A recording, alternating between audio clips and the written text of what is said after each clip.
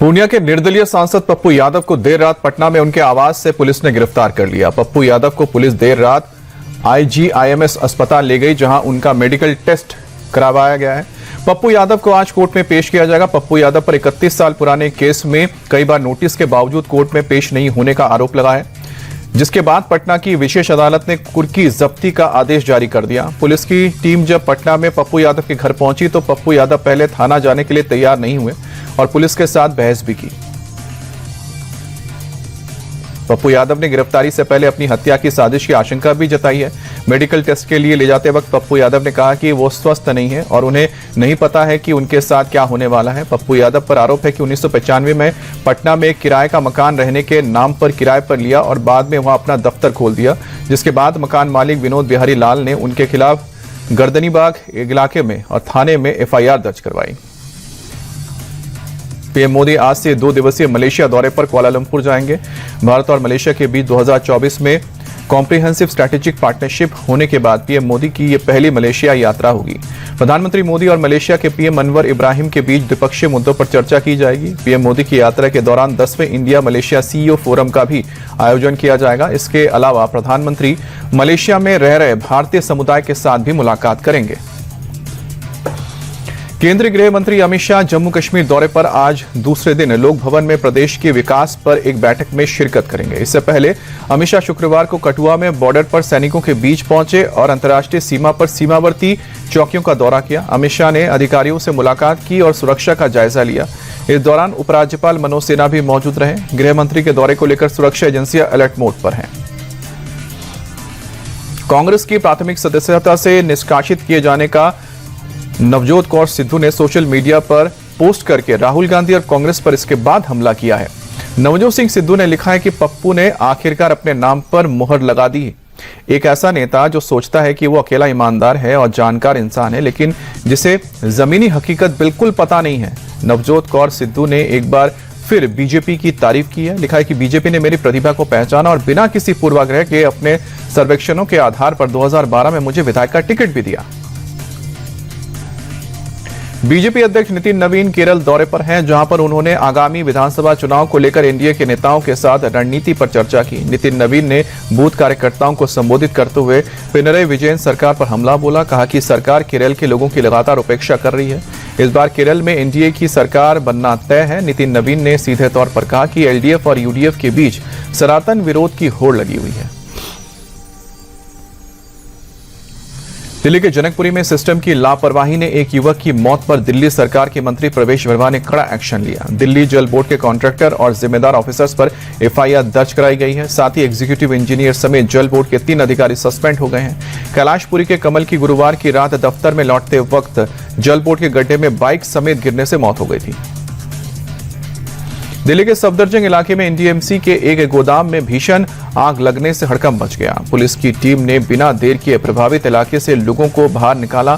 घंटों की मशक्कत के बाद दमकल की टीम ने आग पर काबू पाया। हादसे में किसी तरह की जनहानि की कोई खबर नहीं है, लेकिन काफी नुकसान की आशंका जताई जा रही है। पुलिस आग लगने की वजह पर पता लगा रही है।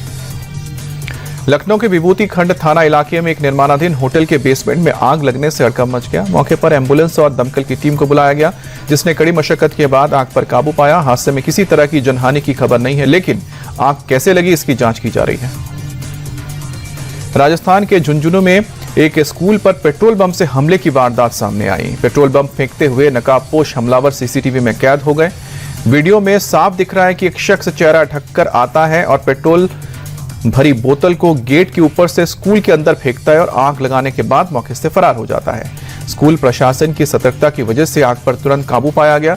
पुलिस CCTV के जरिए नकाबपोश हमलावर की अब तलाश कर रही है। ग्रेटर नोएडा वेस्ट की राधा स्काई गार्डन सोसाइटी में प्रिया नाम की एक महिला ने अपने बॉयफ्रेंड की पिस्तौल से खुद को गोली मारकर खुदकुशी कर ली।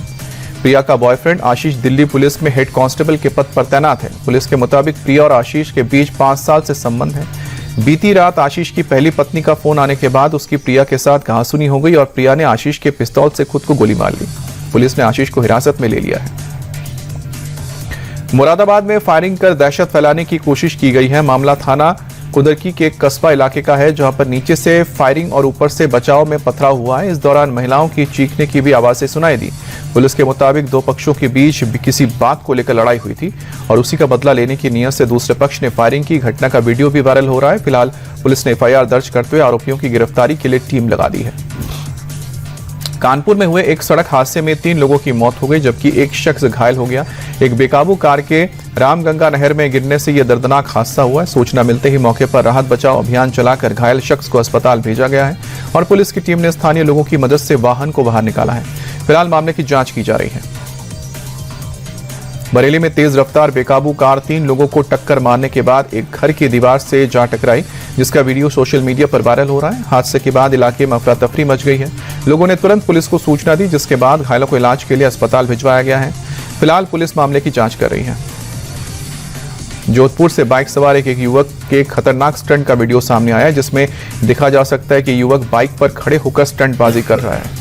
जरा सी चूक इस युवक की जान पर कितनी भारी पड़ सकती है, शायद इसका उसे अंदाजा नहीं है। सड़क पर बाइक स्टंट का यह वीडियो सोशल मीडिया पर खूब वायरल हुआ है।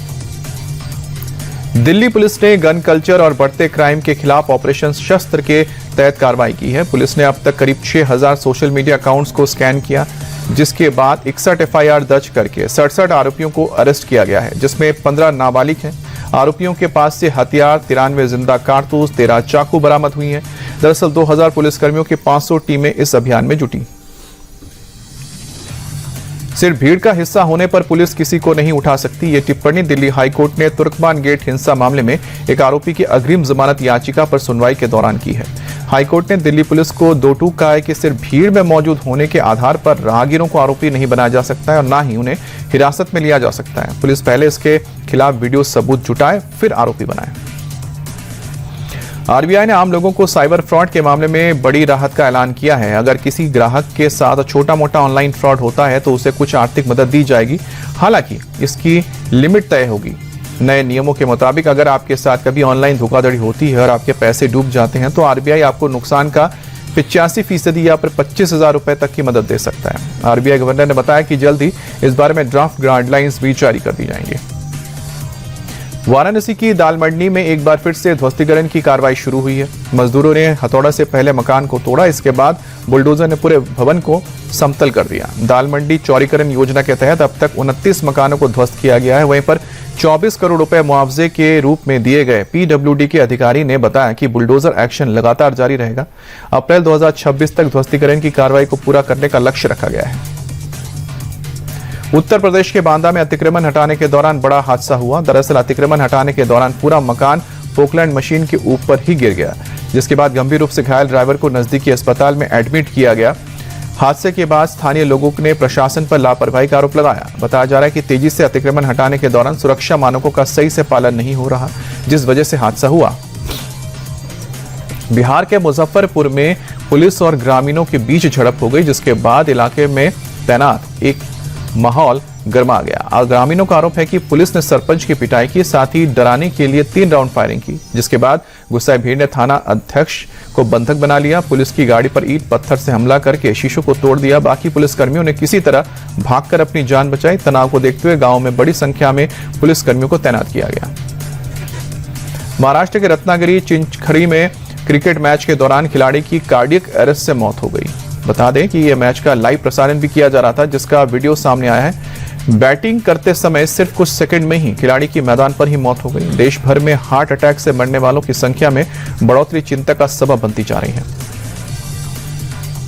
महाराष्ट्र के पालघर के आदिवासी गांव में सिस्टम ने युवक की जान ले ली। दरअसल 18 साल के युवक की अचानक तबीयत बिगड़ने पर एम्बुलेंस नहीं मिलने से मौत हुई है, जिसके बाद परिजन किसी तरह कंधे के सहारे से अस्पताल लेकर पहुंचे, लेकिन तब तक उसने दम तोड़ दिया था। हैरानी की बात तो है कि मृत्यु के बाद शव को एम्बुलेंस ने कच्चे रास्ते का हवाला देकर बीच रास्ते में ही उतार दिया, जिसके बाद परिजनों ने डोली के सहारे 2 से 3 किलोमीटर शव लेकर पहुंचे।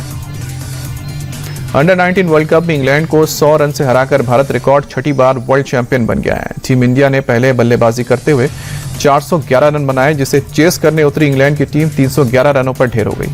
भारत की ओर से वैभव सूर्यवंशी 80 गेंदों पर 175 रनों का ताबड़तोड़ पारी खेलते नजर आए। कप्तान आयुष महात्रे ने अर्धशतक लगाया। गेंदबाजी में भारत के लिए RS अमरीश ने 3 विकेट लिए, दीपेश देवेंद्रन ने 2 विकेट लिए। Vaibhav Suryavanshi player of the match और प्लेयर ऑफ द सीरीज बने।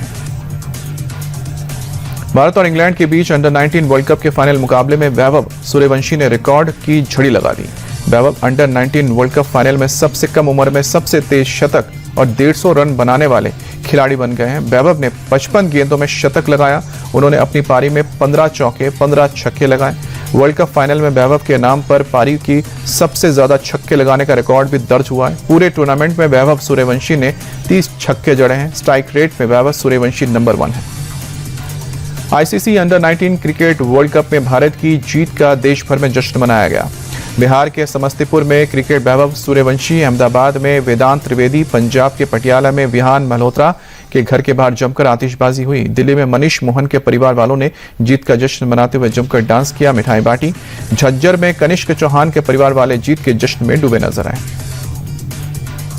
T20 वर्ल्ड कप का आगाज होने से पहले दिन 3 मुकाबले खेले जाएंगे और भारत अपने पहले मुकाबले में यूएस से भिड़ेगा। मैच शाम को 7 बजे मुंबई में शुरू होगा। वहीं 2 और मुकाबलों में पाकिस्तान की नीदरलैंड्स और वेस्ट इंडीज की स्कॉटलैंड से टक्कर होगी। भारत के ग्रुप में यूएस, पाकिस्तान, नामीबिया, स्कॉटलैंड और नीदरलैंड्स की टीमें हैं।